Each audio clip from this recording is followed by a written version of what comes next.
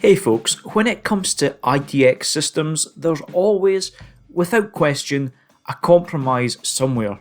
That's just the nature of the beast. Whether that comes in the form of airflow, size, layout or price, it's different for each individual case.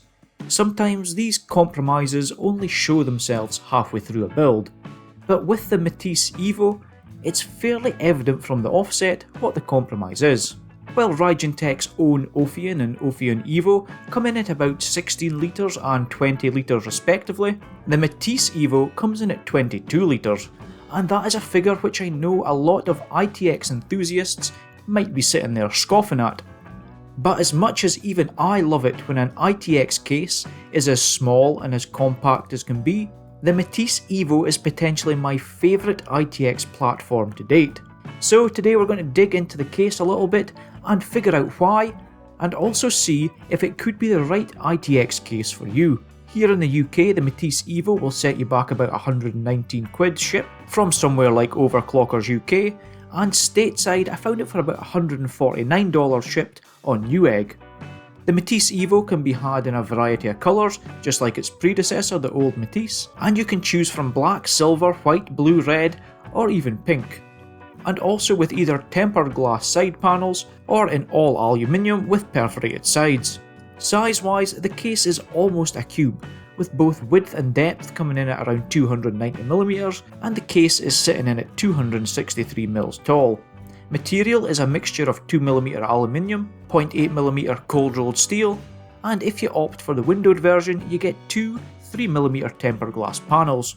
Included in the box is the usual bag of replacement screws, 10 zip ties, an instruction manual, and some adhesive backed foam filters which you can fit along the window edges if you want, along with the SFX PSU bracket, the ATX version coming pre-installed on the chassis. Now the reason for the slightly larger volume of the Metis and the stockier size should be fairly apparent by this point.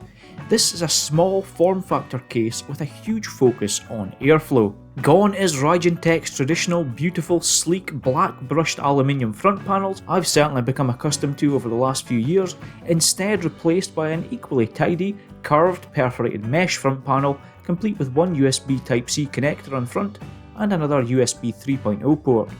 And more importantly, behind the mesh, space for either a 200mm fan, like I'm going to be using, or a 200mm AIO.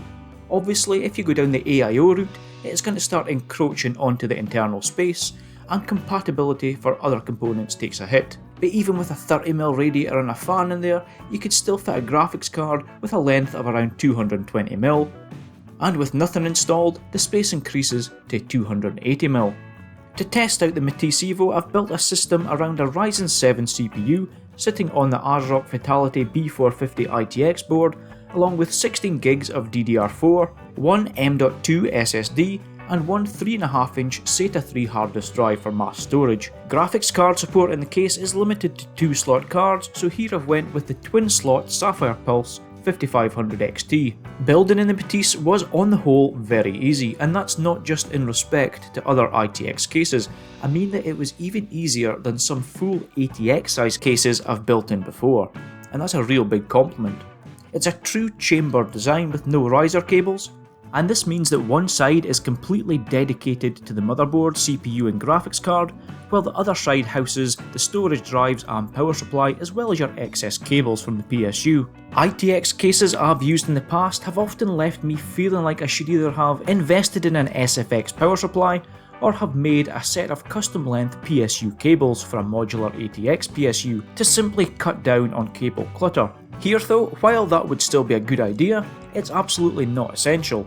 Using a semi-modular TX650M from Corsair, there was enough room round the back to tidy up the excess cabling and even room to use some cable extensions, often a death sentence for space in other ITX cases I've worked in. Up front I've installed one 200mm fan, which I would recommend you do too. The Metis Evo doesn't come pre-installed with any fans at all, so you will have to source some for yourself. There are mounts for both 120 and 140mm fans up front too, so you can use them if you've already got them. But seeing as even a basic 200mm fan can be had online for under a tenner, I'd just budget that into your build costs for the best combo of airflow and noise. At the rear of the case in the motherboard chamber, you also have the option to install two 90mm fans as exhaust, and there's also space on the floor to accommodate an additional 120mm fan. In the power supply chamber, there is an option for you to fit a 90mm fan in there if you want. Personally, I've not went down that route, as the combination of the big 200mm fan up front and the PSU drawing in air from the air gaps on the tempered glass panel means that everything remains really cool around back. And the results, I think, speak for themselves. The case is absolutely beautiful. It's certainly different from previous Raijintek cases I've tested, and it's a big step up from the older Metis. It's a genuine rival to other premium ITX cases, but in a slightly different than norm form factor. From the sandblasted style aluminium frame which slots over the chassis, to the tempered glass sides, the snugly fitting mesh, to the vast amount of fan mounts and cable management options, the Metis Evo, it just ticks all the boxes for me anyway. While the older Ophion I had a look at a year or so ago needed pre-planning before building to get the best out of it, the Metis Evo is actually the kind of case where it's entirely possible to just whack a build together and it's still going to look great. Of course, being meticulous and using the most suitable parts will still make everything look better, but for a novice ITX builder or someone who wants to use their existing parts, which were perhaps not really designed specifically for ITX builds, I'm thinking about larger coolers or power supplies with long cable lengths, the Metis Evo has that extra degree of flexibility missing on so many ITX cases out there. So it's a joy to build in, hands down the easiest case I've played with in a long time for sure, and that's even considering the fact that to remove the aluminium top case you need to remove 8 screws. But the real test for the Metis is airflow, and I'm happy to say that this is another area where the Evo absolutely shines. Even at barely audible fan speeds, the big 200mm fan up front does a great job in providing constant airflow over all the major components on the motherboard, and more importantly ensuring the CPU has a clean supply of fresh air. Obviously, using something like this AMD stock cooler with its downdraft design will help out with the cooling of the VRM components on the motherboard, something that is usually critical in ITX builds, but with the constant waft coming in from the front and the ability to cram even more fans into the motherboard chamber, it's realistically as cool an ITX case as you could get. Even with 8 toasty overclocked Ryzen cores, the stock cooler had no issues whatsoever in keeping the thermals in check, and as a side note, being able to fit coolers up to 135mm tall opens up the door to even using some tower coolers. So I decided to try that out for myself too, using Raijintek's triple fan DELOS RBW.